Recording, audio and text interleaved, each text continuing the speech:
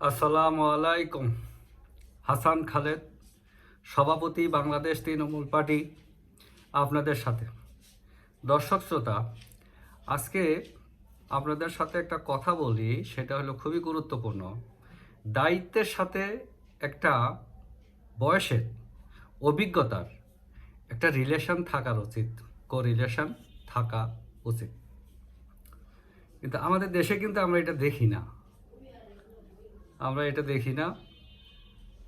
এখন এন্ট্রি লেভেলের কর্মচারীদেরকেও আমরা ডিপার্টমেন্টের দায়িত্ব দিয়ে দিই, একটা অফিসের দায়িত্ব দিয়ে দিই। এটাই নিয়ে আপনাদের সাথে কথা। আচ্ছা, শুরু করি এইভাবে।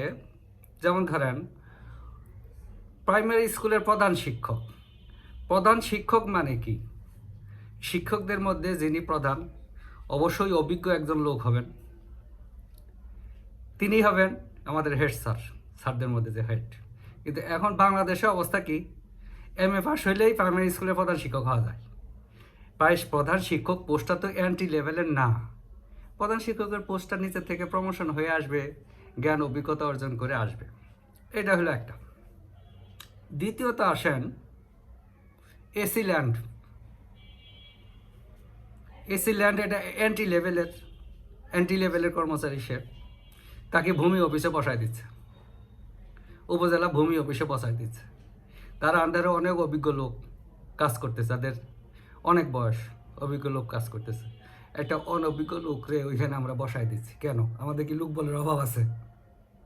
তাদেরকে যদি বসানোই দরকার হয়, তো তাদের এক্সপিরিয়েন্স হয়ে আসুক, অসুবিধা তো দরকার নেই।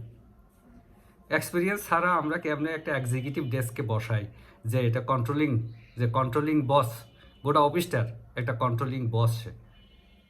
এরকম অনেক দেখবেন উপজেলায়, কৃষি অফিসার বলেন, লাইফ স্টক অফিসার বলেন, এরকম এন্ট্রি লেভেলের কর্মচারীদেরকে আমরা সরাসরি কন্ট্রোলিং বস হিসেবে বসায় দিচ্ছি। যার জন্য কিন্তু আমাদের সমস্যা হচ্ছে। আমরা তো উম্মতে মুহাম্মদ না, উম্মতে মুহাম্মদ রসুল পাক সাল্লাহ সাল্লামকে তো আমরা ফলো করি, এটা সঙ্গত কারণে। তো রসুল পাক সাল্লাহ সাল্লাম কত বছরে নবুয়ত পাইছিলেন? তার 40 বছর হইতে হয়েছে।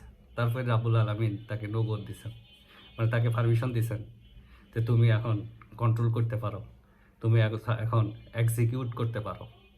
তো আমরা এই সমস্ত ব্যাপারে কি বলি? আমরা দেখেন, তারপরে আসি, একটা উপজেলায় কত লোক, কয়েক লক্ষ লোক বাস করে।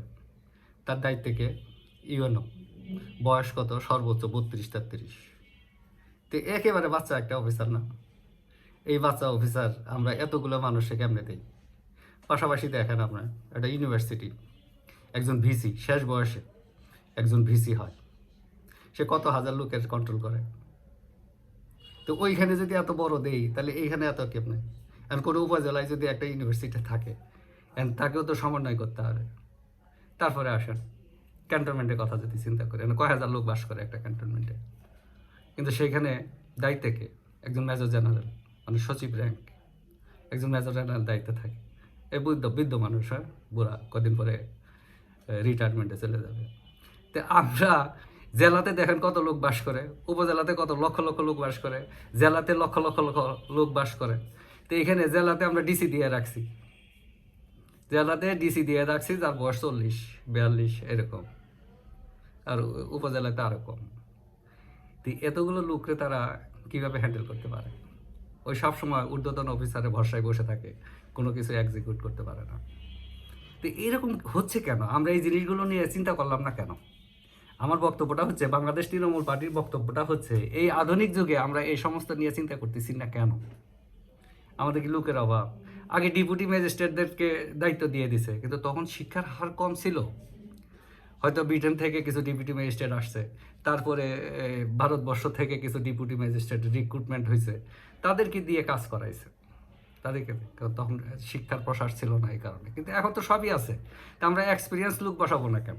আবার হসপিটালে দেখেন ডাক্তার, তারা ইন্টার্নি করে যায়, এটা সত্য, ইন্টার্নি করে যায়। যখন হসপিটালগুলোতে অ্যাপয়েন্টমেন্ট পোস্টিং হয়, তখন তো তাদেরকে ডাইরেক্ট প্রেসক্রিপশন করার সুযোগ কিন্তু দেওয়া ঠিক না। তারা সিনিয়র কনসালটেন্সের এগেনস্টে আন্ডারে আরও কিছুদিন কাজ করুক, দেখো কীভাবে পেশেন্ট মেজার করতে হয়, ট্রিটমেন্ট কীভাবে করতে হয়, কীভাবে প্রেসক্রিপশন করতে হয় এগুলো আরও শিখুক, অভিজ্ঞ হোক। এমন ধরেন আমি যদি চিকিৎসার জন্য যাই, বা আপনারা যারা আমাকে শুনছেন তারা যদি চিকিৎসার জন্য ঢাকায় আসেন, তখন কি অধ্যাপক ছাড়া দেখাবেন?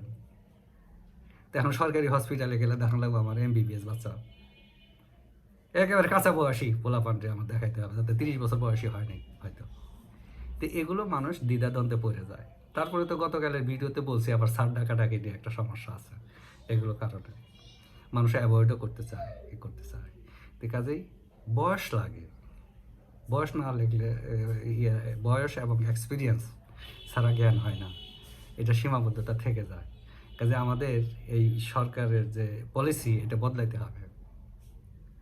উপজেলাতে কমপক্ষে ডিসি লেভেলে, ডিএস ডেপুটি কমিশনারের এই 40-এর উপজেলাতে অবশ্যই 40 বছর বয়সে একজনকে পোস্টিং দিতে হবে। তারপরে জেলাতে ওইভাবে বেড়ে যাবে। আর একজনকে এত দায়িত্ব দেবো কেন? একজনকে ডিসিকে ইউএনওকে আমার এত দায়িত্ব দেওয়ার দরকার নেই। আমার তো লোকবল আছে, এখন শিক্ষিত মানুষ আছে, আমি হায়ার করতে পারি। স্পেশালাইজেশনের যুগে আমরা একজনকে তো হরফুন মৌলা বানায় রাখতে পারি না। এই লিমিটেশনগুলো আমাদের কাটায় উঠতে হবে। যেমন একটা জেলাতে একটা ইউনিভার্সিটি থাকতে পারে, একটা ক্যান্টনমেন্ট থাকতে পারে, একটা বড় হসপিটাল থাকতে পারে, হয়তো 750 বেডের হসপিটাল থাকতে পারে। তো এই সমস্ত যে বয়স্ক লোকজন দায়িত্বে থাকে। তো এখন একজন ডিসি 40 বছর বা 42 বছর বয়সে একজন ডিসি কীভাবে সমন্বয় করবে? কারণ ডিসিকে তো আমরা হরফুন মৌলা বানায় রাখছি।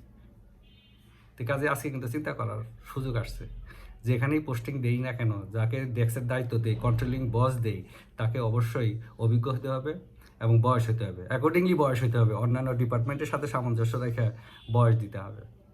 তো বাংলাদেশ তৃণমূল পার্টি চায় সরকার এই ব্যবস্থাটা আসুক, গ্রহণ করুক। যে যেখানে থাকেন সুস্থ থাকেন, নিরাপদ থাকেন। ধন্যবাদ সব।